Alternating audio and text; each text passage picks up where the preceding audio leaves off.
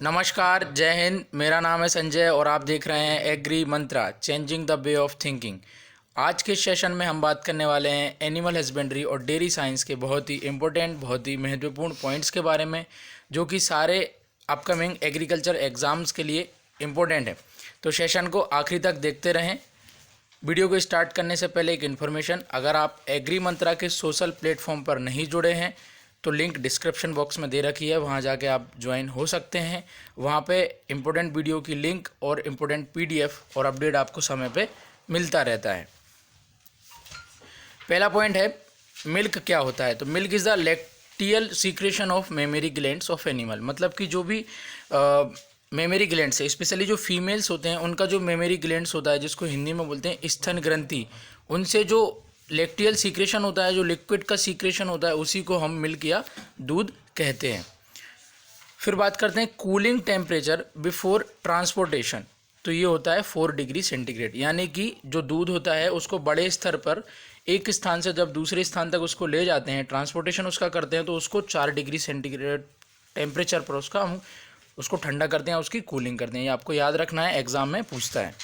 Next point है milk obtaining time, कि जो दूध होता है, जो मिल्क होता है, वो हमको गाय या भैंस से कब प्राप्त होता है। जो गाय या भैंस बच्चे को जब जन्म देती हैं तो उस प्रक्रिया को हम बोलते हैं काविंग। तो जो काविंग के 72 घंटे बाद जो हमको लिक्विड प्राप्त होता है, जो मिल्क, जो दूध प्राप्त होता है, उसी को हम दूध कहते हैं। मतलब कि 72 आवर्स आफ्टर काविंग और until the milk is become colostrum free. मतलब कि जब तक दूध खीस रहित या खीस उसमें पूरी तरीके से ख़त्म नहीं हो जाएगी, तब तक हम उसको दूध नहीं कहते हैं। तो ये जो खीस जो है वो 72 घंटे में अपने आप दूध में परिवर्तित हो जाती है, या फिर 3 से 4 दिन भी एग्ज़ाम में पूछता है। तो ये दोनों पॉइंट आपको याद रखना है, ये बहुत ही इंपॉर्टेंट पॉइंट है।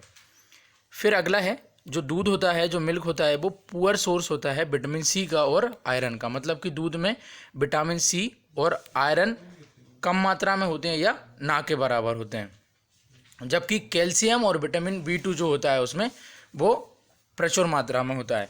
Major source of calcium and riboflavin यानी विटामिन B2। तो आपको याद रखना है, विटामिन सी और आयरन उसमें डिफिसिट होता है या कम मात्रा में होता है, जबकि कैल्शियम और राइबोफ्लेविन जो होता है वो पर्याप्त मात्रा में दूध में उपस्थित होता है। अगले पॉइंट की हम बात करते हैं, जो pH होता है दूध का। ये कई बार एग्जाम में, कई क्वेश्चन में पूछा गया, एग्जाम में आया हुआ है कि जो दूध का जो pH होता है वो कितना होता है। तो 6.5 टू 6.7 ये जो दूध का pH होता है रूम टेम्परेचर पर। रूम टेम्परेचर हम 25 डिग्री सेल्सियस को हम रूम टेम्परेचर मानते हैं।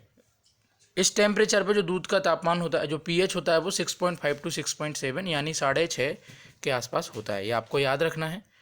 अगला पॉइंट है जो फ्रीजिंग पॉइंट होता है, जिसको हम हिमांक बोलते हैं हिंदी में।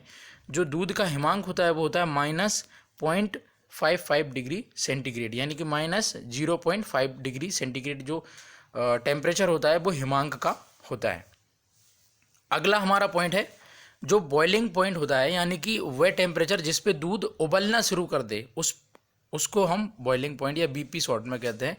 तो 100.20 डिग्री सेंटीग्रेड यानी कि 100.2 डिग्री सेंटीग्रेड एग्जैक्ट एग्जाम में पूछा गया है। बहुत सारे एग्जाम में ये ऐसे ही पूछा है। तो ये दूध का BP यानी बॉइलिंग पॉइंट होता है, ये आपको याद रखना है। नेक्स्ट पॉइंट है मिल्क प्रोडक्शन। 2019-20 में जो मिल्क प्रोडक्शन का जो डाटा है वो 187 यानी कि 187 मिलियन टन दूध का उत्पादन हुआ है 2019-20 में। जबकि अगर हम 2018-19 के डाटा की बात करें, आप दोनों डाटा याद रखिए, ये लेटेस्ट है। 2018-19 के डाटा की बात करें तो आपका 176 मिलियन टन मिल्क का प्रोडक्शन हुआ है हमारे इंडिया में, हमारे देश में। ठीक है, जबकि 19-20 की बात करेंगे तो 187 मिलियन टन होता है प्रोडक्शन। फिर नेक्स्ट है per capita availability of milk in India. इसको आप समझिए, जो per capita availability of milk है, यानी कि जो भारत की, जो इंडिया की जो कुल जनसंख्या है, कुल जो पॉपुलेशन है, टोटल पॉपुलेशन, उसमें जो देश में दूध का उत्पादन है, प्रोडक्शन है, उसको अगर प्रत्येक व्यक्ति में बराबर बराबर बांट दिया जाए तो उसी को हम पर कैपिटा अवेलेबिलिटी बोलते हैं। मिल्क की बोलते हैं, फूड ग्रेन की बोलते हैं, सबका अलग अलग होता है। तो मिल्क का जो पर कैपिटा अवेलेबिलिटी है आज की तारीख में, प्रेजेंट में, वो है 394 ग्राम पर डे। यानी कि एक व्यक्ति को एक दिन में 395 ग्राम दूध हमारे भारत में उपलब्ध है। फिर हम बात करते हैं इम्पोर्टेंट फैक्ट्स कुछ मिल्क के जो है, जैसे कि जो हमारा भारत है, India rank first in milk production accounting for 20% of the world production.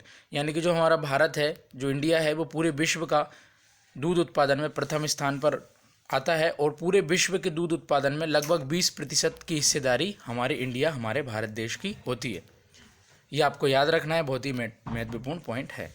फिर है about 85% of the total farmers are small and marginal. ये भी बहुत इंपॉर्टेंट पॉइंट है। मतलब जो हमारे देश के किसान हैं वो 3 कैटेगरी में बांटे गए हैं, स्मॉल फार्मर, मार्जिनल और लार्ज।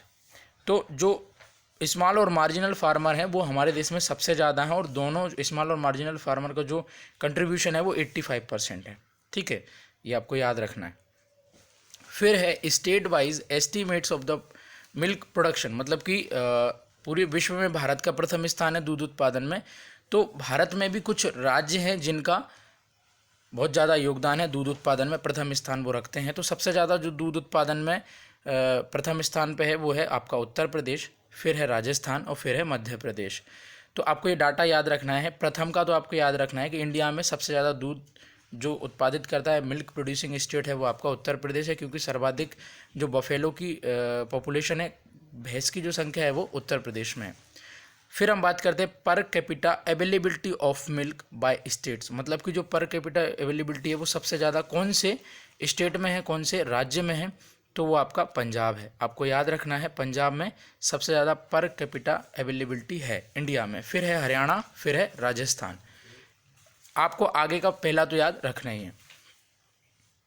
फिर हम बात करते हैं होल मिल्क की। होल मिल्क क्या होता है? Milk as such derive from the animal without altering the composition is term as whole milk. यानी कि होल मिल्क हम किसे कह रहे हैं? वह दूध जो कि एनिमल से जस्ट आपने निकाला है, गाय या भैंस से, और उसमें उसका आपने कंपोजिशन में कोई छेड़छाड़ नहीं की है, उसमें कोई आपने किसी प्रकार की मिलावट नहीं की है, तो उसी को हम होल मिल्क कहते हैं। या शुद्ध दूध भी हम इसको कह सकते हैं, प्योर दूध भी, प्योर मिल्क भी हम इसको बोल सकते हैं। नेक्स्ट पॉइंट में हम बात कर रहे हैं, in most of the states cow milk is suppose to contain fat not less than 3.5% and SNF not less than 8.5%। मतलब कि एक स्टैंडर्ड जो माना गया है, जो गाय का दूध होता है उसमें जो फैट या बसा की जो मात्रा होती है वो 3.5% मानी गई है, जबकि SNF यानी बसा रहित ठोस की जो मात्रा है वो है 8.5%। ठीक है, ये आपको याद रखना है। या काऊ की मिल्क की बात करें, जबकि बफेलो की हम बात करते हैं तो buffalo milk should contain fat not less then 6% and SNF not less then 9%। यानी कि फैट की जो मात्रा है, मिनिमम फैट परसेंटेज जो बफेलो के जो दूध में रहेगा, मिल्क में रहेगा, वो रहेगा 6%, जबकि बसा रहित ठोस यानी SNF जो है वो 9% है। ये बहुत ही इंपॉर्टेंट पॉइंट्स हैं, एग्जाम में पूछता है, आपको याद रखना है। फिर हम बात करते हैं होमोजेनाइजेशन और पास्चुराइजेशन। तो ये दोनों अलग अलग टर्म है, इसमें बहुत से स्टूडेंट कंफ्यूज होते हैं, तो आपको अच्छे से समझना है, कोई दिक्कत नहीं होगी इसमें। होमोजेनाइजेशन यानी समांगीकरण, the process in which fat globules in milk are broken down to a size small enough to prevent the formation of creamy layer. मतलब कि समांगीकरण का मतलब ये है कि जो जब दूध किसी बर्तन में या कहीं रखा होता है तो वो नॉर्मल अवस्था में उसमें क्रीमी लेयर बन जाती है, मतलब उसकी ऊपरी जो परत होती है उस पर क्रीम की लेयर बन जाती है। तो उसको तोड़ने के लिए, तो समांगीकरण का मतलब है कि दूध में जो उपस्थित वसा है उसको इस प्रकार से तोड़ना है, उसका ब्रेक डाउन करना है स्मॉल साइज में, छोटे छोटे टुकड़ों में, ताकि वह उसकी क्रीमी लेयर ना बन पाए और दूध में उसका समान मात्रा से उसका वर्गीकरण या उसका वो मिल जाए। इसको हम होमोजेनाइजेशन या समांगीकरण कहते हैं। ये एक प्रोसेस अलग है। यहाँ पे किसी चीज़ को, किसी पैथोजन को हम किल नहीं कर रहे हैं, इतना आपको याद रखना है। जबकि पास्चुराइजेशन क्या होता है? A process applied to a product which the object is minimising possible health hazard arising from pathogenic micro organism associated with milk by heat treatment. अब याद रखना है यहाँ पे heat treatment, which is consistent with minimal chemical, physical and sensory changes in the product. मतलब कि अब यहाँ पे बात कर रहे हैं किलिंग पैथोजन की बात कर रहे हैं। यहाँ पे जब हम पास्चुराइजेशन की बात पाश्चराइजेशन मतलब कि जब दूध में उपस्थित जो माइक्रो ऑर्गेनिज्म है उनको हम किल कर रहे हैं हीट ट्रीटमेंट के द्वारा, और उनका जो फिजिकल, केमिकल और बायोलॉजिकल जो उनका जो कंपोजिशन है उसमें कोई छेड़छाड़ नहीं कर रहे हैं, उसमें कोई परिवर्तन नहीं कर रहे हैं। मतलब उसका हीट ट्रीटमेंट के द्वारा जो दूध है उसको ज़्यादा लंबे समय तक हम संरक्षित करके रख सकें, लॉन्ग टाइम तक हम उसको संरक्षित करके प्रिजर्व करके रख सकें, ये प्रोसेस हमारी पाश्चराइजेशन कहलाती है। मतलब इसमें किलिंग ऑफ पैथोजन हम समझ सकते हैं, और जो होमोजेनाइजेशन है इसमें कोई पैथोजन का हम किलिंग नहीं कर रहे हैं, केवल हम यहाँ पे जो फैट ग्लोब्यूल्स है उसको अच्छी तरीके से दूध में मिला रहे हैं।